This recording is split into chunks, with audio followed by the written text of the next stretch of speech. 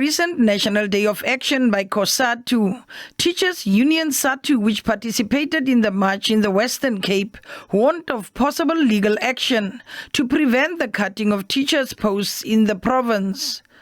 So we will keep on fighting for this post. So if we need to approach the court, to get the court involved in this country, we will do that. We are currently busy with it. So that's our next step. And of course, the last resort is to go out for a strike against the decision. In Parliament, some lawmakers say the job cuts in education would pose a threat to the learner-teacher ratio, which is already too high. My position is that that's very dire. I was raised by a teacher. My mother taught at Morris Isaacson High School.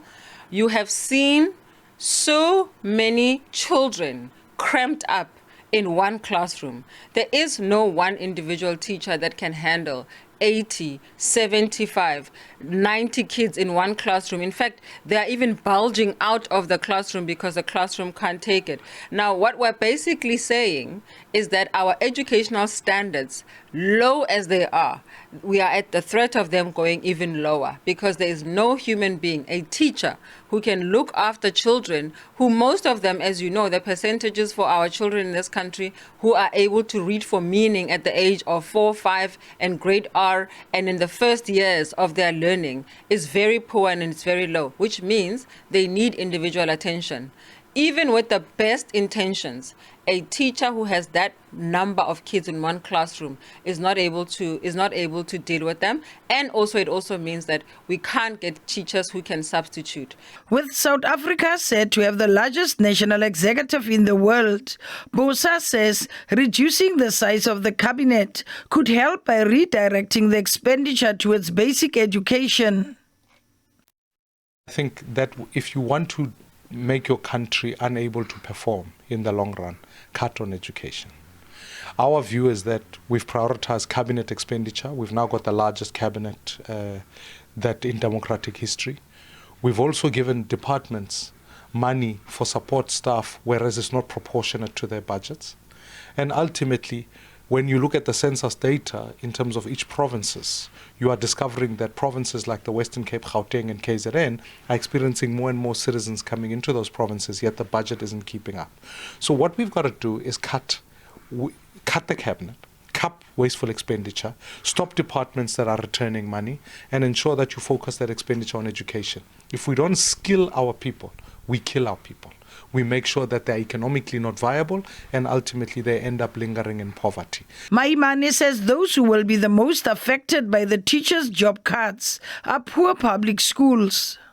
So I'm challenging the minister and certainly the provincial MECs to say let's allocate expenditure towards education so we don't lose teachers, we don't lose scholar transport systems, we don't lose feeding schemes.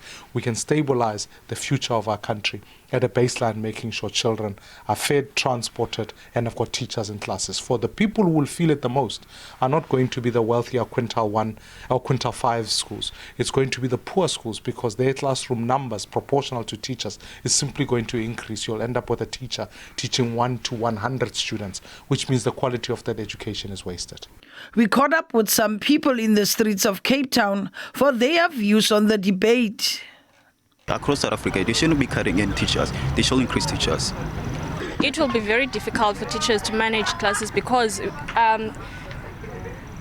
public schools, you'd find that in classes there are more than 46 learners per class, and you can't really manage a class of that. It's not beneficial for the children because it also impacts the children on their learning and their growth at the end of the day. And to that, it leads also to an economy that also just becomes worse and poorer towards the education system, and there will also be no growth for the children and the entire country itself. So I think that it's never going to work for one teacher to obviously learn 200 children because it's going to be chaos, very much chaos. So I think that maybe they should try to obviously open jobs up for every teacher, but maybe lessen the children in the class. I think it's terrible. The classes are already overcrowded, so how is one teacher going to cope with over 60 learners in the class? I think it's pathetic, and education is the most important thing, and they're not thinking about our future. As departments and entities are expected to present their annual reports and financial statements for the 2023-2024 financial year, starting this week, the debate on the cutting of teachers' posts is expected to continue.